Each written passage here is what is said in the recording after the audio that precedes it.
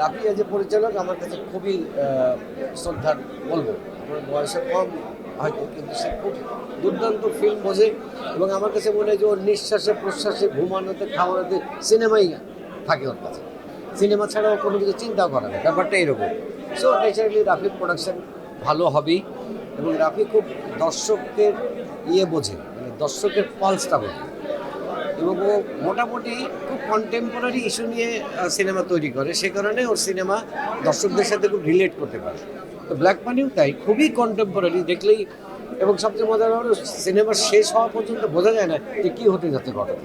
So আমি খুব enjoy করেছি কাজটা করে এবং আশা করি দর্শকদের ভালো লাগে। প্রত্যেক ঈদেই আমি একটা করে সিঙ্গেল নাটক বা দুটো করে সিঙ্গেল নাটক করি, প্ল্যানিং আছে, করবো ইনশাল্লাহ। তখন যে অবস্থাটা ছিল নাটকের টোটাল যে ক্যানভাস নিয়ে কাজ করতাম আমরা, সেটা আস্তে আস্তে চেঞ্জ হয়ে গেছে।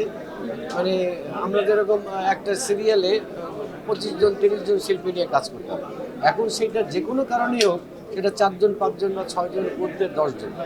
সো গল্পর প্লটটাও চেঞ্জ হয়ে যাচ্ছে, চেঞ্জ করতে বাধ্য হচ্ছে আর কি।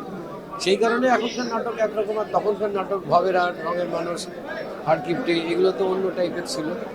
বাট এখন ওই ধরনের নাটক করা খুব মুশকিল, মানে এটা বাজেটেই সম্ভব না। এইটা ডিপেন্ড করে একজন ব্যক্তির মানসিকতার উপরে।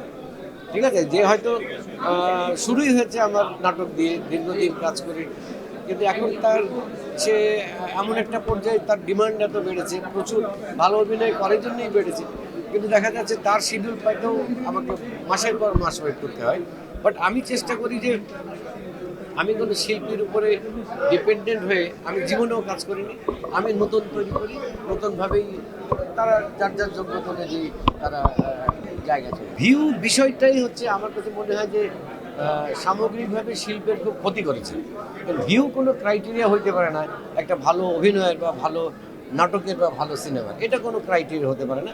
বাট এটা একটা এমনই বাণিজ্যিক ইস্যু যে এখন ভিউ ছাড়া যে আর্টিস্টের ভিউ নেই, সে কতটা ভালো অভিনেতা বা অভিনেত্রী বা কতটা দক্ষ সেটা দেখবে না। ভিউ দেখতেছে পোলাপান বা যারা দেখে সংখ্যা বাড়ছে, ভিউ মানে ইনফ্যাক্ট যারা প্রডিউস করে, মানে এটা একটা অতিরিক্ত বিজনেস ওরিয়েন্টেড হয়ে গেছে কাজটা। আমাদের সিরিয়ালগুলো দেখার জন্য কলকাতার মানুষ আমরা যতটুকু জানি ওয়েট করতো। হ্যাঁ, সো এখন কি অবস্থা, আমি লেটেস্ট অবস্থা আমি জানি না। বাট আমি মনে করি আমাদের বাংলাদেশের নাটকের যে জীবন, বাংলাদেশের নাটকের যে প্রেজেন্টেশন থাকে, যে ইমোশন থাকে, সেইটা এখন পর্যন্ত আমার কাছে মনে হয় যে আমরা খুব ভালো অবস্থানে আছি। রাফির কাছ থেকে, রাফির কাজ দেখে তো আমি শিখেছি। আমি রাফির কাজে হয়তো আমার 4 দিন থাকলে আমি 7 দিন গিয়ে বসে থাকি, কারণ আমি দেখতে চাই ও কীভাবে কাজ করে। এবং এত মনোযোগ দিয়ে ডিরেক্টর ফিল্মের ক্ষেত্রে কাজ করে এরকম কম দেখেছি। মানে আমি ও ধ্যান জ্ঞান থাকে।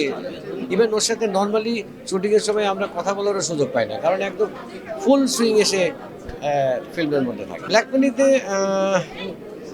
আমি চাই যে অ্যাজ এ ফিল্ম এইটা সবার ইসে আসুক, সবার ভালো লাগুক। এখানে অনেক ক্যারেক্টার আছে, অনেক ভালো অভিনেত্রী আছে, সব মিলেই তো যদি একটা প্রোডাকশন ভালো হয় তাহলেই ভালো লাগবে। মানে এককভাবে বলবো না যে এ খুব ভালো করেছে বা আমি খুব স্যাটিসফাইড, নো।